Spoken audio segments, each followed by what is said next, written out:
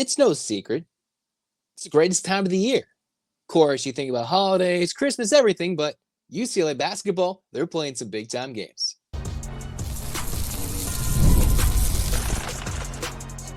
You are Locked On UCLA, your daily podcast on the UCLA Bruins. Part of the Locked On Podcast Network, your team every day.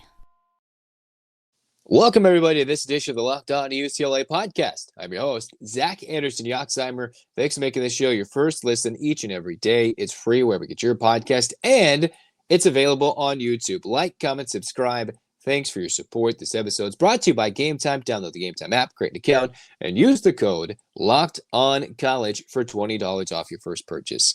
All right, here we go. This is where we get started today. We're talking basketball today because in the midst of all the portal craziness, we are talking basketball. This is the season we were waiting for. Of course, some of us may have given up on the UCLA football season a long time ago. Some of us may have been frustrated with what UCLA was doing. So we are all looking forward to this time of the basketball season. Of course, the Big Ten will be fun with all that. The unexpected joy of the victory against a solid Oregon squad, giving UCLA some credibility after that New Mexico loss. This is where we were believing. Of course, the portal will add to the fun and the nonsense in between. But UCLA gets to take on Arizona, North Carolina, and Gonzaga in 3 straight non-conference top tilts, right? Of course, Prairie View A&M's in there, but 3 of the next 4 games are top-tier games. And ironically, none of those games are at home. By design, with how college basketball has been going, trending towards big-time events, big-time arenas in neutral site feelings, even if it's a quote-unquote home game, like Gonzaga had against Kentucky in the Spokane Arena, or for UCLA in the Intuit Dome against Gonzaga at the end of December. UCLA, they've got some big-time opportunities. What are the things UCLA is going to be challenged with? Well, one, these non-conference games that look so big, look so juicy prior to the season, are losing a little bit of its shine, right? Arizona currently is out of the bubble, or they're on the bubble, out of the tournament, according to the latest bracketology by Joe Lunardi. Arizona's 4-4. And North Carolina's already lost 4 times as well at the moment. Maybe they've lost 5, but the Arizona game's next. North Carolina is trending in the wrong direction. Both those teams have had many opportunities to get a signature win. North Carolina almost beat Kansas in Kansas. Otherwise, they would have had a big win over a once top-ranked team in the country. They didn't. Arizona hosted Duke at home, a game you would expect Arizona to win 10 out of 10 times if they're going to be a team to compete for a national championship this year. Well, they're good. They just haven't beaten anybody good, we think, we hope, for UCLA's resume. And then Gonzaga, with national primetime television laid on the West Coast, Kentucky coming in a huge lead with one of the best offenses, blew it. So now UCLA is not going to get as much love from their wins over these teams unless they get red hot during, later in the season during conference play. Although the Gonzaga game will still carry a lot of weight. Gonzaga does play UConn coming up. Although UConn has lost its shine as well after what happened in Maui. Can the Bruins get some wins? Because I think the losses will hurt even more than if they would have with different preseason, super overrated expectations put on every team, just because I do it. We all do it, right? We all expect North Carolina to be really good with R.J. Davis coming back.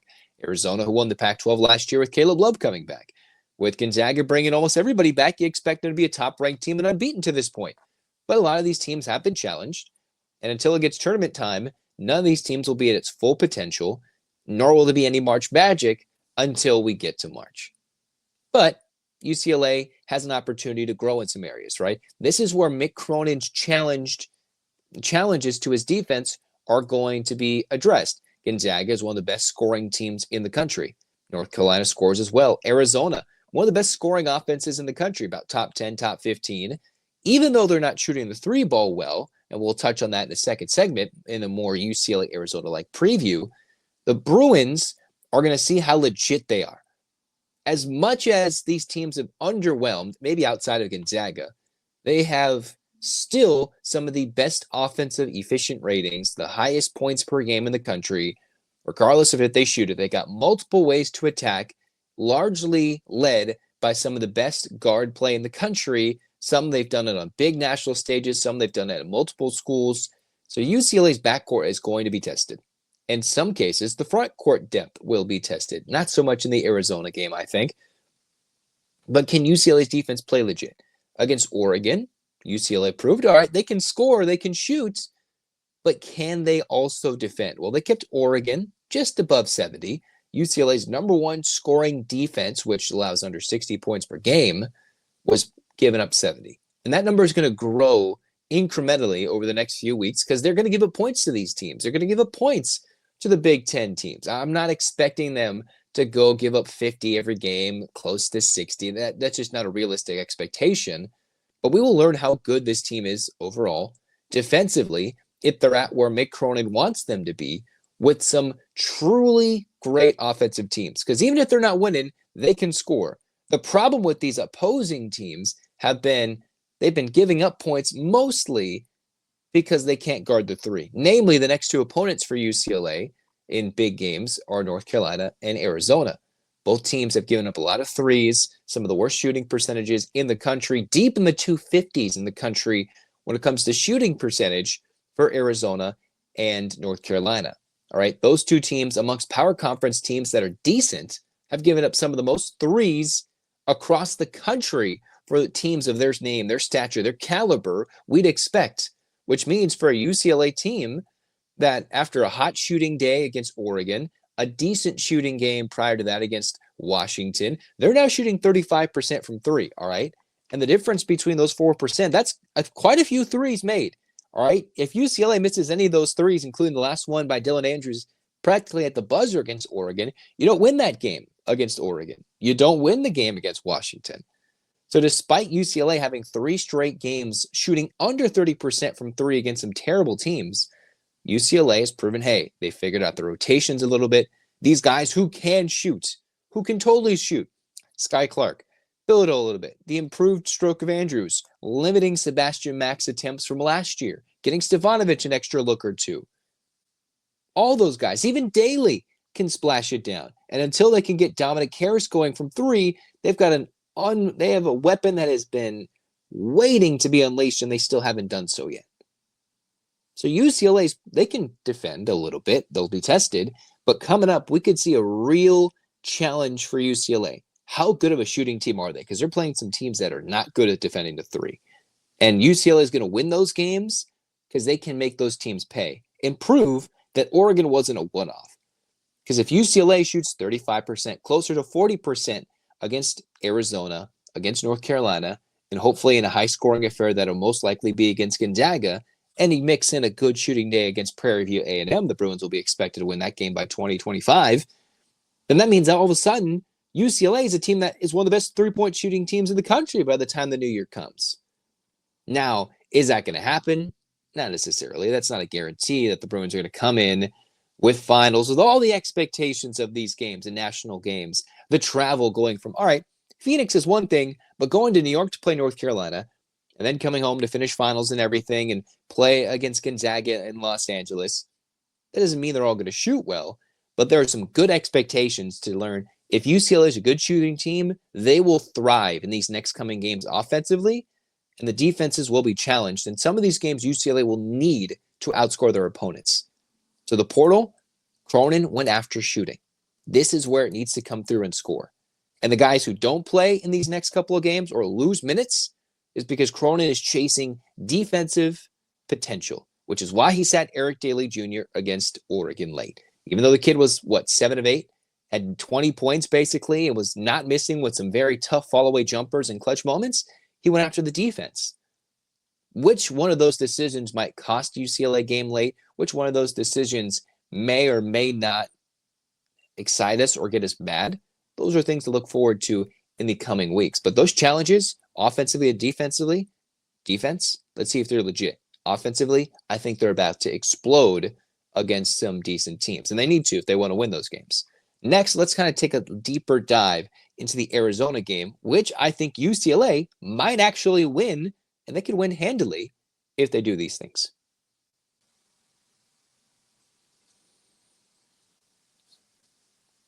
All right, maybe you're trying to get to one of these big games coming up. Maybe you're going to Phoenix. Maybe you're going to New York to see Madison Square Garden and watch the Bruins take on the Tar Heels. Or you're going to check out the new Intuit Dome where the Bruins take on the Gonzaga Bulldogs. Game Time is your place to be to get all those tickets. And, hey, Maybe you're not a big sports fan. Maybe you're like, I live in SoCal, I want to check other things out. Well, concerts, shows, they've got it all with GameTime, and GameTime Picks filters through the fluff and gives you incredible deals. I've used it multiple times on my most recent trip to the East Coast when I was checking out the new venues I wanted to go see. Well, GameTime gave me great deals at the last moment when you're trying to compare prices all across the ticketing industry.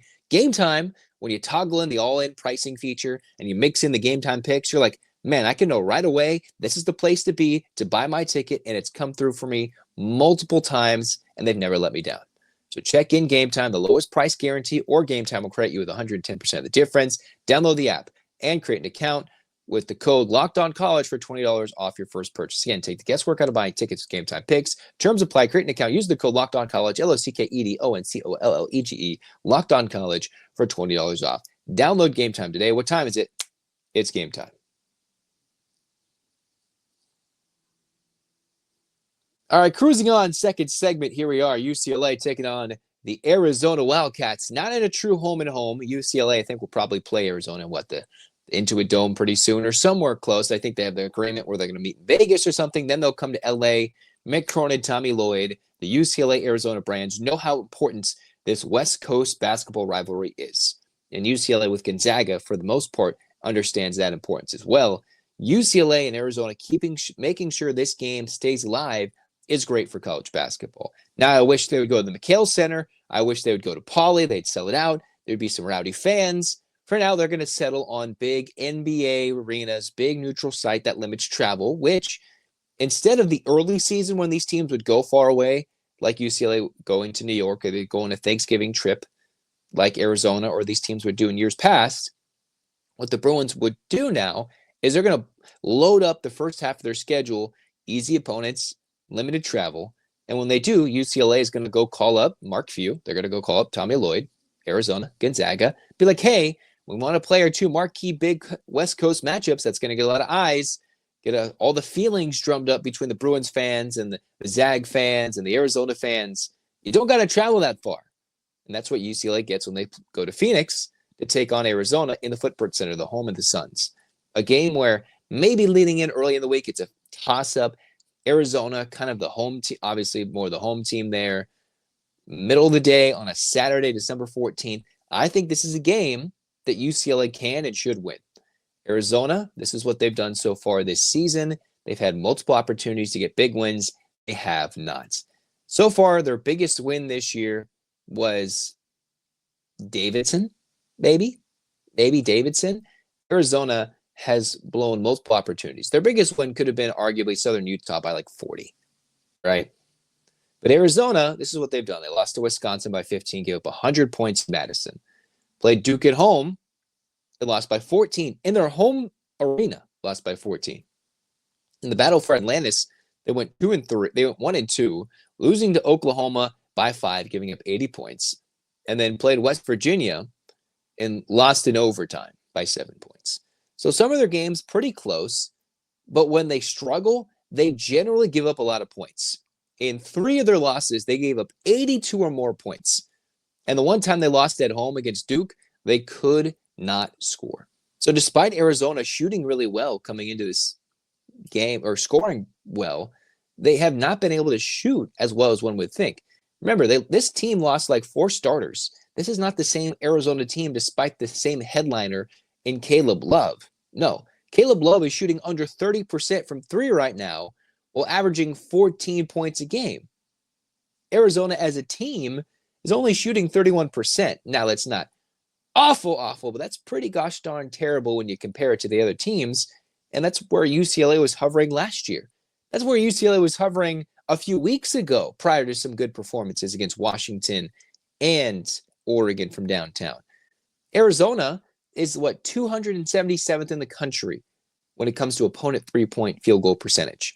One of the worst, which means not only are the new guys not gelling, right? They have a March Madness hero and Trey Townsend coming in. They've got former Tar Heel, current Wildcat now for a second year in Caleb Love. And they just haven't been cutting it from downtown. Love is 18 for 61, 29%. Trey Townsend is 3 for 12, 25%. The only guy that's shooting well from 3 and boosting those Arizona numbers to respectability is a kid named Anthony Delorso, and he doesn't even start. He plays about 18 minutes per game. That's what they got. This is not a team that's been defending well. They have not guarded the three ball well. 36%, about 35% for this Arizona team that could do a lot better. Dare I say I'm confident in UCLA winning this game against Arizona? Here's yet another reason. Arizona, all right, they don't necessarily have the size I think Oregon has. They do have some 6'10", 7-footers. Okay. Everybody's going to have them on the roster, and certainly the Power 4, Power 5 schools are going to in basketball. They'll find the 7-footer. Everybody's looking for a Zach Edey. They're looking for the Umar Balo. Arizona lost theirs, and they tried to get some in the portal. But there are a lot of guard players, 6'8", 6'9" on the roster. They've got Henry Visar from Estonia, who's a 7-footer on the roster. They've got Motiejus Krivas from Lithuania. But let's take a look at what he's doing so far. Krivas, one start, 15.5 minutes. He's played a couple of games. He's averaging total of 8 points, 4.5 boards. All right. So Arizona's best option and best options are doing a tag team, kind of like William Kyle and Adai Mara are doing. All right. So this isn't a team that's going to pound it into Biddle, who'll play a good portion. He'll get his 23, get his 10, 12 rebounds. Arizona just hasn't proven to have that option just yet. They have guys in the roster like a Visar, a Krivas from Lithuania, as I just mentioned, Mena from Tucson, Arizona, the local 6'10" kid, the senior, and Emmanuel Stephan from Lagos, Nigeria. Some of those guys haven't even played. Some of them have hardly played. So it's not a team that comes in with a lot of post options to hurt UCLA. Well, looking at the numbers, Arizona at the moment has been out-rebounding teams by plus 10 generally. However, they've also been shooting the ball so much better than their opponents. So if UCLA shoots better, gets some defensive rebounds, 1 or 2 offensive rebounds, this shouldn't be a game where UCLA is so far behind in the rebounding margin. What was the big sequence UCLA used to beat Oregon in the last game?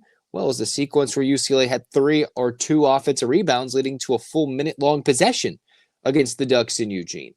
And I just don't think Arizona has the size that's going to hurt UCLA. They have some guard play, and if they get red hot, sure, they're going to go in and hit some threes. But what was really tough for the Bruins in recent years was not Arizona's big men. It was their 2 big man combo and then a forward who was pretty good to add it all in, right? They lost a point guard. They lost so much talent from last year's team. They're supposed to be good, and I was thinking they'd be good. They brought in some portal talent.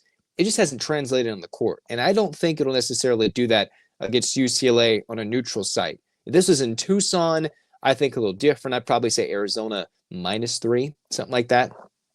But I think now heading into this game, the more I look into it, this is going to be a UCLA win, pushing Arizona under 500, which would send those Wildcat fans even going crazy.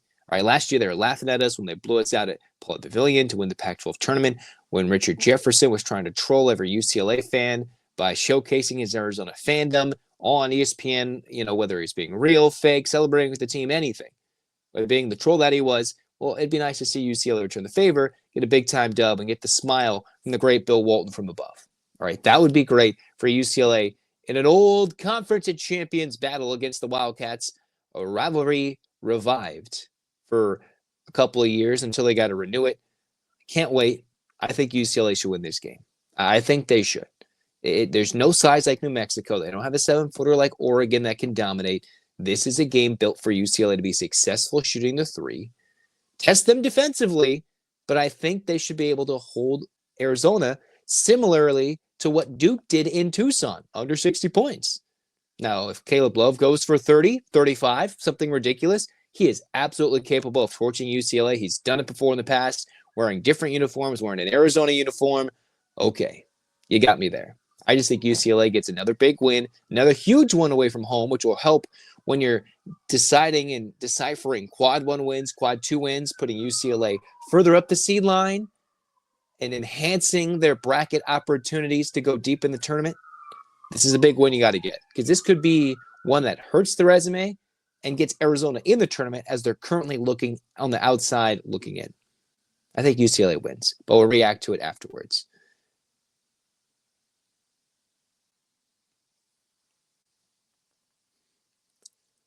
Get ready to tackle the NFL action and more, all with FanDuel, America's #1 sportsbook. New customers can bet $5 and get $150 in bonus bets if you win your first $5 bet. Again, looking at this UCLA-Arizona matchup, Arizona is favored on FanDuel -2.5. I think this is a game UCLA wins outright, so check it out on the money line. And obviously check it out in the spread, UCLA +2.5 on a neutral side against Arizona. The Bruins can shoot the ball well, and I think better to Arizona's weakness. There's no size from Arizona.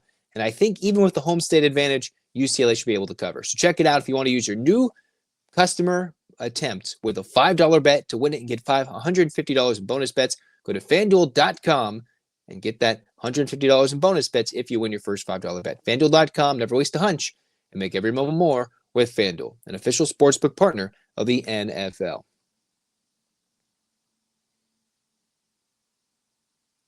Once again, Arizona 2.5-point favorites. Really shocks me there. This is a true big. This is from 2 weeks from today, or I guess 2 weeks from in a couple of days, right? Like around December 29th, we will know heading into the new year if this UCLA team is legit. Because if they beat North Carolina, Gonzaga, Arizona, obviously, hopefully smoke Prairie View A&M, the Bruins will be a team that will find a way into the top 10. I think if they win all these games, especially convincingly, but if they win them all after the Oregon win, that would be quite a few wins in a row since the New Mexico loss. You could say neutral site, early season. All these teams have early season losses. It's not like anybody's pushing unbeaten territory. No, UCLA has to find a way to win this game, and that would be huge. And if they can win the next one and 4 more after that Oregon game, then UCLA, depending on the rankings, is number 12, number 24. They will jump all the way up close to the top 10 if they win all these games. If not, they'll settle for a top 20, top 15. If they lose 2 out of 3, the Bruins will fall out of the top 25 again, but have a good enough resume to be safely in the tournament. You'll beat Arizona, UCLA safely in the tournament, and will have enough done to keep them in contention for a very long time. You lose all 3 of these games, you better hope Oregon keeps winning, because that resume will look pretty weak with a non-conference stretch like UCLA had before the Oregon and Washington games. But all the time in between, now Big Ten time, non-conference games, I'm excited. A lot of packed out arenas, a lot of national TV time for the Bruins. Weird times coming up. I can't wait to talk about it with you guys. And hey, if there's any portal news, be right here on Locked On UCLA. Of course, I know we need offensive linemen. I see the comments. We just see the Bruins go get somebody at this point. All right, I've threw out some names. Some guys have already committed elsewhere. When will Deshaun Foster get his guys go get some O-linemen? Well, he just hired a new O-line coach. Maybe that's going to help with the recruiting. They got to wait for another guy to go in the portal. Maybe it's about developing the guys they already have in the program and utilizing it better with a different offensive system and new schematics. All that and more on Locked On UCLA. Hands up, Bruins fans. 8 clap time, baby. And 1, 2, 3, 4, 5, 6, 7, 8. UCLA. UCLA. Fight, fight, fight. This has been Locked On UCLA. Zach signing off. Go Bruins.